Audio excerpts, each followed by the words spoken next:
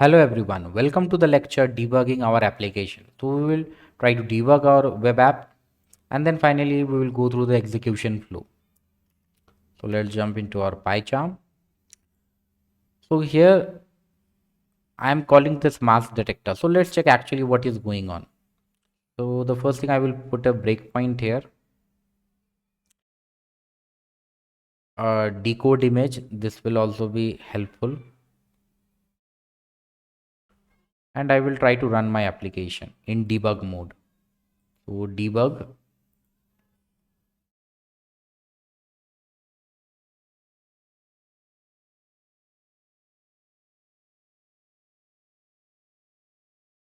My application is starting. Okay, and it has started. So let me just refresh this one and I will just try to upload a picture for now. Okay, so this is one picture. So I have started this one in debug mode. So as soon as I send the picture, we will be redirected to PyCharm. So I will just click on predict and you can see automatically PyCharm opened. So right now, this particular you can see image. So this is the base 64 encoded string of that image file. So you can see actually here we got this is the base 64 encoded image. So right now the image that we have,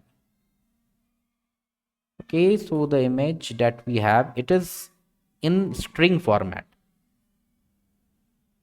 So we need to convert that string so that we can get back the image. So for that we have the decode image. So I will just click here step over.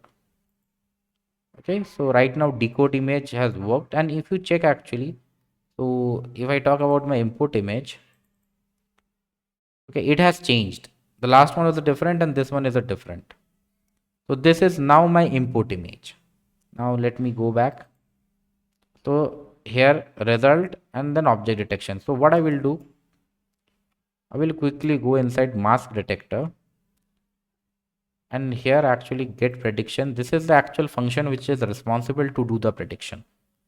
So let me just try to debug this one.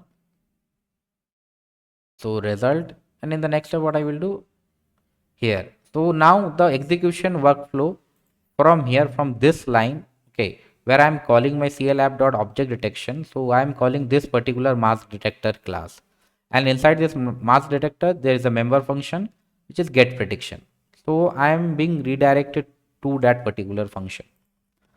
Okay, and now you can actually see that tf.session here actually I'm loading my model. Here I'm giving the I'm reading the image that came as my input. I'm expanding one dimension here, and then finally I'm doing the prediction where I will getting the boxes scores. So right now I have just defined them for the model.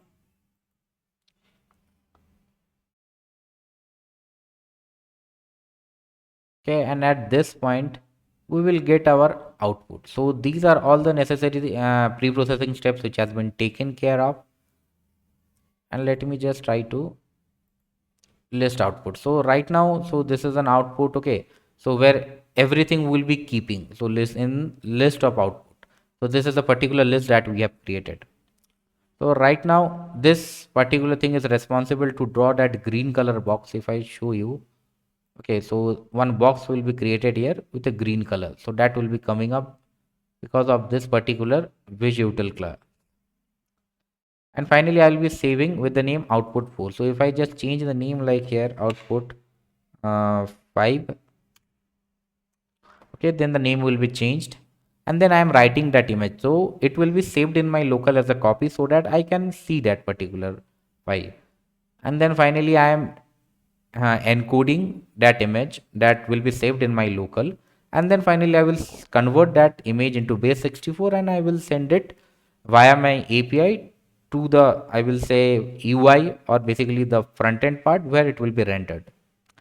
So let's jump into and let's show you the execution. So right now this execution is not needed actually because it's a for loop, so it will take a long time. So right now you can see output image. So till now no files are created, only output 4 is there. As I just click on this, you can see, and cvd.im right. Okay, so a new file must be created,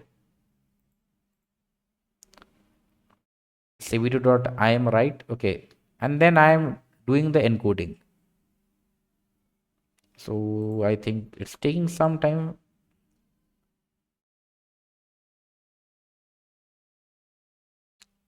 And then I will just move into this particular list and I will return this. So here actually what the list consists of. So this is the key, the image, and this is the base 64 conversion. So if you check actually list of output from this variables, the list of output is this one. Okay. So here you can see actually the class name, mask, confidence score. So all these details which I am showing there, it's being shown here, and this is the image. I will say the base 64 conversion or the encoded image. And then finally I will just complete the execution. Okay, so I got 200. Now let's jump back. Okay, and you can see the result is being rendered here. So this is actually how the result will look like. Finally you can see the green color box came. So you can, if you cannot see this particular how much confidence score, you can see the confidence score is around 0.99. So this is a basic workflow where you'll be calling this particular I will say member function get prediction, and it is responsible to do the prediction. Now these all things are defined in the init function, because you will be loading your models once, but you will be doing your predictions multiple times. Because of that, because these things won't be changed, only the things that will be changed I have kept them in a separate member function, like the image will change, and rest of the things will be done at one shot only. So this is the basic workflow execution. And finally, if you check, okay, so if you check this our application, so here output 4, here we have done the changes, and you can see this is the new file. Now in the same way, if I stop my application, and anything if I want to change, I can do that. Okay, but in the debug mode, you can change everything in the runtime. So this is a very important thing. For example, if you want to change the base 64 of an image, you can do that. If you want to change something, some variables, some input files, you can always do that. And simply in this way we try to debug our application in a step by step, so that in each line of code what is going on, and actually how the execution flow of our project.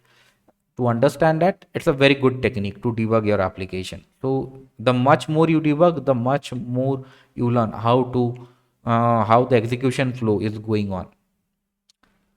So guys, see you in the next lecture.